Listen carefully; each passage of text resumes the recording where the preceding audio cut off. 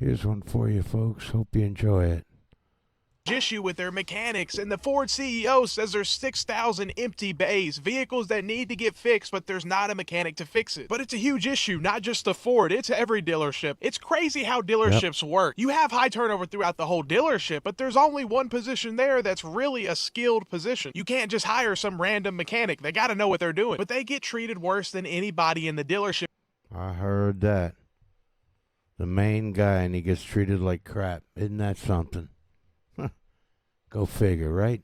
It makes no sense. I mean, a lot porter can get treated better. Like, what's going on? So dealerships charge crazy amounts per hour to the customer. I mean, it's crazy. But the mechanic will get $20, $30 an hour if they're lucky. And then they gotta fight to beat the clock. And if anything goes wrong, it's on them. They're gonna have to fix it out of their time. Because they're not just paid a salary or anything like that. It's flat rate. So whatever the job pays is what they get. But dealership owners will try to cut that down. Sometimes warranty work can pay better or worse. It just really depends. And there's a lot of warranty work right now, but the owner's going to try to take as much of that as he can. And again, it's crazy how salespeople can make more than mechanics, and they will literally hire anybody as a salesperson. The service advisor, same sort of deal, and they're sitting behind a desk most of the time just trying to scam the customer for extra filters and this and that to get their little spiffs. And it's Isn't that something? Huh?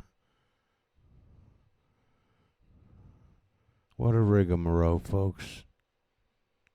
sad. A mechanic has to go get his parts and wait on that. The service advisor should be helping him out. He's getting a piece of the ticket, but the service advisor ends up making more than the mechanic. It makes no sense at all. And it's real bad how it is. Some of the mechanics are making it, but a lot of them are struggling at these dealerships. $10,000 to $25,000 in just tools just to get started, plus the schooling or wherever you get trained at. And a lot of times the manufacturer wants money from you to go through their individual training. Think about that. Just to go to work, you're 30, 40 grand in it, and you're talking about being a mechanic at a car dealership. Then you got some 18-year-old salesperson that can make more than you, and they get treated much better by the owner. It's insane how it works. So no wonder every single dealership, not just Ford, but especially Ford dealers, are struggling to keep these mechanics, and they don't have enough. They're not paying.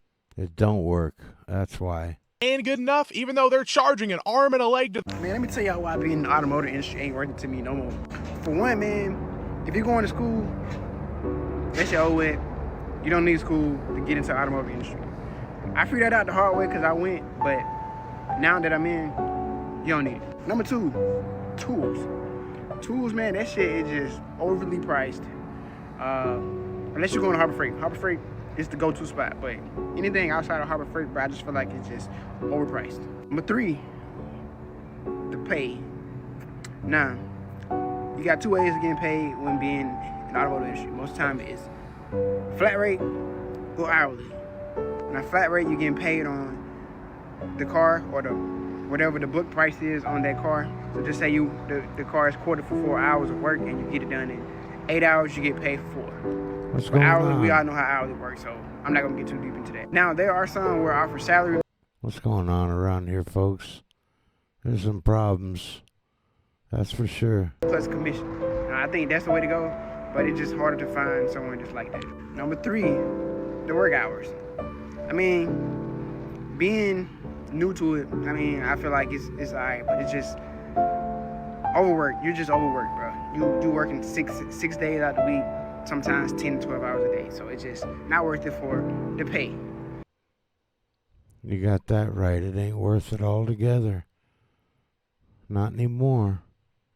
Thank you, Lord. Thank you, folks.